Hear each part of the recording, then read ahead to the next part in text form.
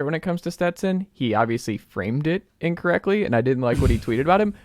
But Stetson's not a punk, but he has the Baker Mayfield mental makeup, right? Yeah. Like, we can admit, like, he did the phone call thing after he ran in on Tennessee for when they were calling him. Like, he has that in him. Like, he did the mic drop versus right. Like, he has LSU. that in him. So let's not pretend he's not like this. The finger guns and all. Right, that. like he's not a good old boy where he's like, I'm just humble and happy to be here and I just love the team. It's like, no, Stetson has a little bit he's not cocky, but he's confident. Like, he is a very confident gunslinger. Like, hey man, you can't stop me. Like, I can run it in. Like, those run where he's just untouched and he's just jogging in for these touchdown runs. You're just like, it's humiliating for other teams because he's so at ease, and it should not.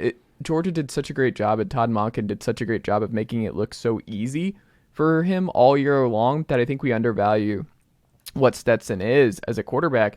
And like, one of the things I think about, and it's not his fault, it's like the pressure stuff. Like, he had so many clean pocket throws against TCU that TCU obviously sending 3, and which is never a good idea against this Georgia team. But you look at it, the one thing that people discount, he's so good on deep balls. Like, he's so good even when he's pressured. So he had 8 attempts of deep, 20-plus yards. He had a 96 passer grade. 3 TDs on 8 attempts deep, Matt Green. He averaged 18 yards per attempt there, 144 yards on balls that traveled 20-plus yards in the air.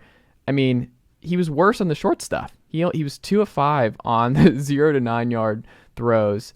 That's where his bad grades were. His bad grades were close to the line of scrimmage. Where he killed people was the intermediate 10 to 19 yards and the deep balls. Like, Stetson is he's a gunslinger, but he's also he doesn't make the mistakes that you need. But the thing that opened this Georgia team up significantly was, I'll hit you deep over the right, I'll hit you deep over the middle, and then I'll hit Brock Bowers 10 yards over the middle too, and you're not going to have an answer for it. Like, you're not going to be able to stop it. And I think Stetson deserves a lot of credit for how much of a downfield assassin he was this year and what he became, where it's like, the dude's not a game manager, and he deserves credit for a pretty deep ball and just scaring the bejesus out of these teams, because you give him that opportunity, he's going to kill you on the deep balls. And that was true again against TCU. And TCU, no deep balls. Like, I think they had like one big play total. Just the one busted coverage. Yeah, that was it.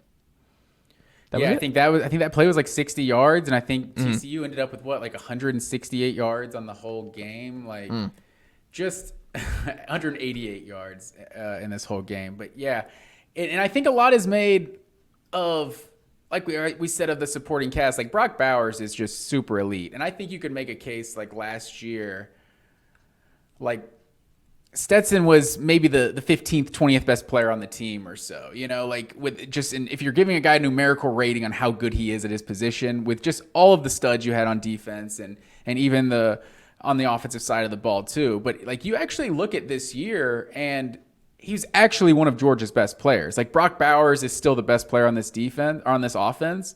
But like, Stetson, a lot was put on Stetson. Like, the only team, like we've talked about it a few times on here, the only team that had more attempts than Georgia in the pass attempts in Georgia this year was an air raid offense in Mississippi State. So Georgia was putting a lot on the arm of Stetson Bennett this year.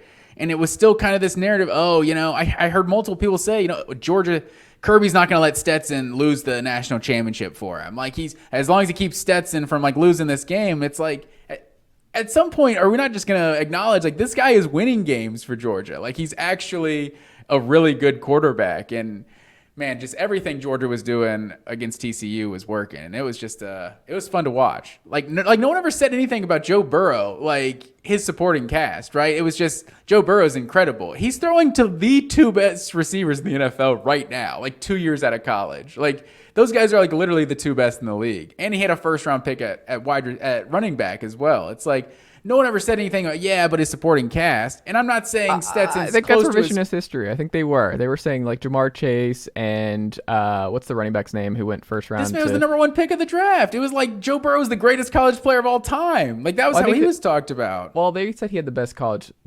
LSU's offense had the collective best collection of talent and seasons of all time. I think that's not really fair. I think you're doing a little bit of revisionist history with Joe Burrow and that team. It was a collection. We talked about LSU was 2019, like the super just gargantuan. But there was never unit. a question about Joe Burrow. It's like, yeah, but look how good Supporting Cast is. Like, are we sure he's going like number one overall? Are we sure he's this good? Like, his Supporting Cast is great. There was never a question for a second about if Joe Burrow was legit or not. And it's like Stetson doesn't have close to the Supporting Cast.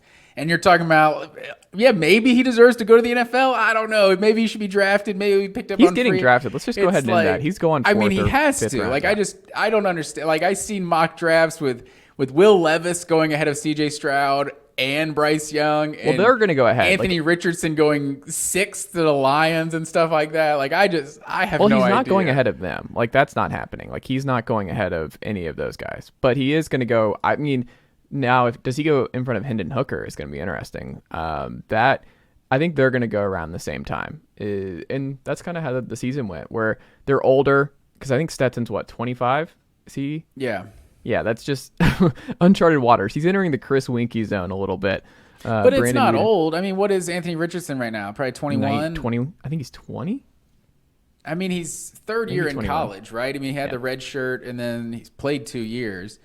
So he's not a young guy, and he's also 21. Hasn't been good. So it's but whatever. But he's 6'4", 230. If Will Levis and Anthony Richardson are good NFL players, then I will concede to the NFL that I know nothing about what it takes to play quarterback in the NFL. But right now, I'm kind of baffled. But you know, this isn't about Anthony Richardson and Will Levis. We got plenty of time to talk about those guys. How did Georgia thrash them when you watched this game, Matt Green? If you had to explain it to somebody who did not watch Georgia TCU on Monday night, how would you explain Georgia demolishing them 65-7? That's a good question, honestly. I think because the only way to really explain it is like Georgia's just better at every single level of the team. It's like I saw a lot of like pregame stuff of like, oh, you know, who's got the better running back group, who's got the better receivers, who's got the better offensive line, defensive back, just stacking them up. And TCU had several of those edges, according to some experts. And I was honestly shocked at how many people were actually picking TCU with